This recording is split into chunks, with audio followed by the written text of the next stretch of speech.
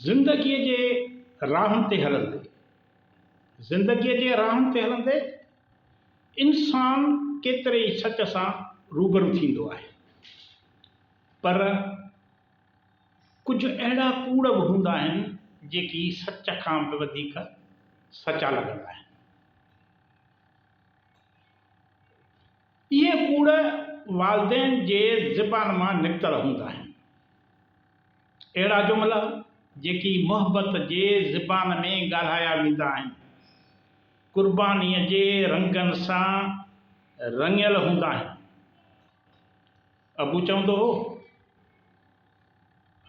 हो त मूंखे चॉकलेट पसंदि ई न आहे, जॾहिं त संदसि अखियुनि में मिठाण जी ख़्वाहिश चिमकंदी हुई। अमर चवंदी हुई, मूंखे बुख ई न आहे, जॾहिं त असांजे खाधे सां भरियल प्लेट खे हसरत जे निगाहुनि सां ॾिसंदी हुई।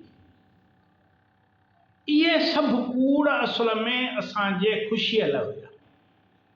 अहिड़ा कूड़ जेकी संदन ख़्वाहिशुनि जी क़ुर्बानीअ लाइ ॻाल्हाया वेंदा हुया।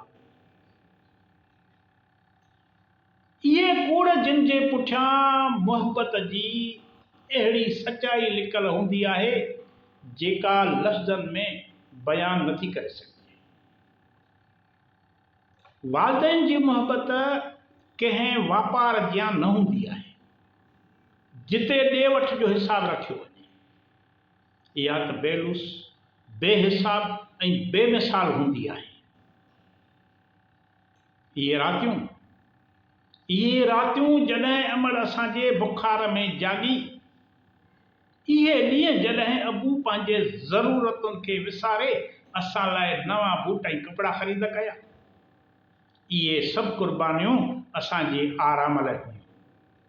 इहे ख़ामोश दुआऊं जेकी असांजे इम्तिहाननि जे ॾींहंनि में पढ़ियूं वयूं, घुरियूं वयूं, इहे ख़ामोश आहूं जेकी असांजे ग़म ते भरियूं वयूं, इहे सभु संदन मुहबत जा सच्चा रंग हुया। अॼु जॾहिं असां बालिग़ थी विया आहियूं, नौकरियूं करे रहिया आहियूं, शादियूं कयूं आहिनि, पंहिंजा घर ठाहे रहिया आहियूं, त कॾहिं कॾहिं असांजे ज़बान मां निकिरी पवे थो, तव्हां असां लाइ कयो ई छा आहे? तव्हां असां लाइ कयो ई छा आहे?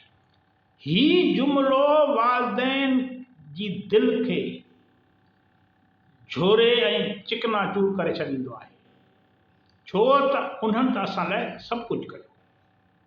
पंहिंजियूं ख़्वाहिशूं, आराम, सिहत, वक़्तु ऐं ख़्वाब क़ुर्बान कया, सिर्फ़ु उन लाइ त असांजी ज़िंदगी बहितर थी। औलाद जी हैसियत सां असांजो फ़र्ज़ु आहे त असां पंहिंजे वालिदैन जे इन्हनि कूड़नि खे यादि रखूं जेकी मुहबत जे सचाईअ सां ॻाल्हाया विया। वालिदैन जो कूड़ मुहबत जो सचो रंग हूंदो आहे, इहो रंग जेको वक़्त सां न फिटी सघे थो न मिटिजी सघे थो, बस असांजे दिलनि में हमेशह लाइ ज़िंदह रहंदो आहे। महिरबानी।